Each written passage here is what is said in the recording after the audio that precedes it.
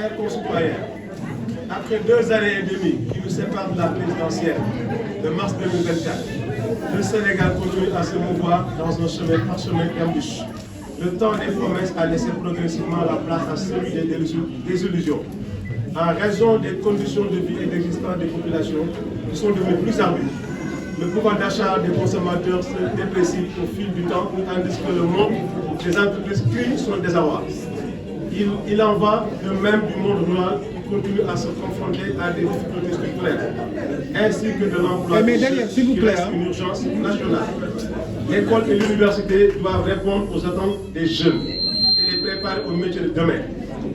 À ce tableau sombre s'ajoutent les tensions sur les finances publiques et interrogations sur la capacité des pouvoirs publics à promouvoir les investissements indispensables au développement économique et à la protection sociale.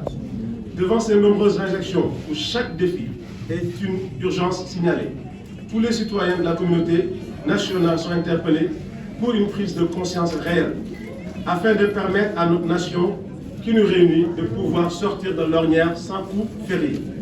Ces nombreux défis nous interpellent de façon prégnante alors que le monde se complexifie davantage avec le protectionnisme prôné par l'arrivée de plus en plus au pouvoir des régimes de droite. La crise du multilatéralisme, les menaces climatiques, sanitaires et sécuritaires. Nous sommes en effet à un tournant décisif, critique de l'évolution du monde auquel nous appartenons, où le repli sur soi devient un leitmotiv. C'est dans ces conditions nationales et internationales difficiles qu'apparaît au Sénégal une hiérarchie institutionnelle née au sommet de l'État entre l'exécutif et le législatif, préjudiciable à la cohésion nationale, à l'environnement des affaires et au progrès économique et social. Cette nouvelle situation vient aggraver les difficultés de tous ordres des populations sénégalaises décrites plus haut et sont à même de conduire notre pays vers des lendemains incertains. Toutes choses restant égales par ailleurs, il devient impératif de nos jours, au vu du contexte national et international explosif, d'appeler tous les citoyens sénégalais à un sursaut national républicain pour renverser les tendances lourdes et défavorables qui se présentent à notre pays.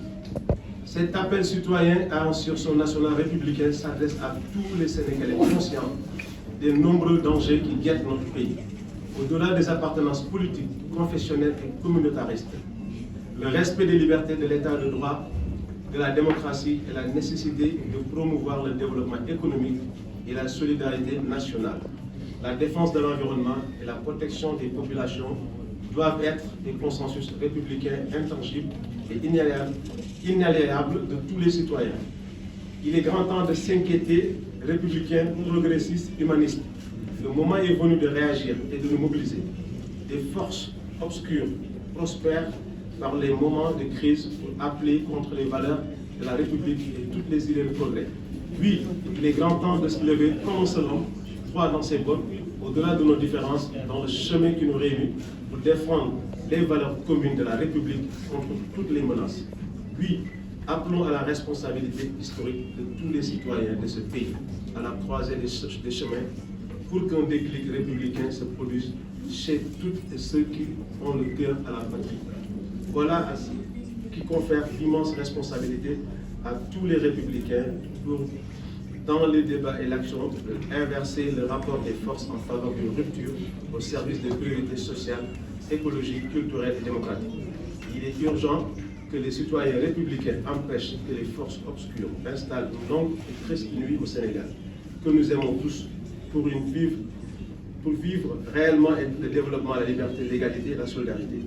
Dans une phase d'exercice d'un nouveau mandat présidentiel et d'une nouvelle législature, pour un pays comme le nôtre, inséré dans un environnement mondial où les dégradations sont multiformes, nous devions savoir raison garder et aller à l'essentiel dans le chemin qui nous réunit, en évitant les différenciations des invectives et la politique politicienne rétrograde.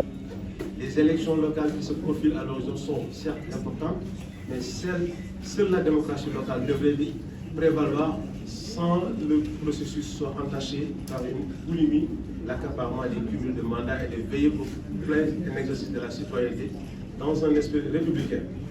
Depuis Mathusalem, nous avons assisté au Sénégal à la fin des partis monopolitistes tentaculaire au profit d'une société politique éclatée, pluraliste, qui nous impose une collaboration et une entente des dynamiques associatives sur des bases minimales.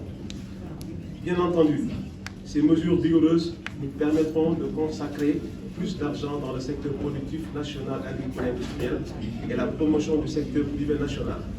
Pour garantir une croissance régulière du triple de la croissance démographique et de créer ainsi les conditions d'une transformation économique à l'horizon 2050, c'est à ce prix seulement que nous pourrions mettre les bases véritables de stabilité qui nous permettront de résoudre les préoccupations des populations et éviter le pire aux générations futures, en faisant le sacrifice patriotique de prioriser les intérêts nationaux devant les intérêts partisans. Cela est d'autant vrai que les égoïsmes nationaux qui se propagent en plus des effets dévastateurs du changement climatique exigent aux pays à faible revenu, en raison de ces périls, à développer des stratégies inclusives de sursaut national, patriotique, de large rassemblement, afin de surmonter les obstacles dirimants. Il s'agira aussi d'inclure dans les termes de référence la lutte contre la corruption, qui est un obstacle sérieux au développement économique et un défi important à relever. Les problèmes politico-politiciens de second rang, dans nos États fragiles, doivent laisser la place après la période où le cycle électoral qui vient d'être couplé à une trêve politique et un pacte républicain de croissance et de stabilité pour la résolution des questions économiques, sociales et culturelles fondamentales. Vive la République, vive le Sénégal.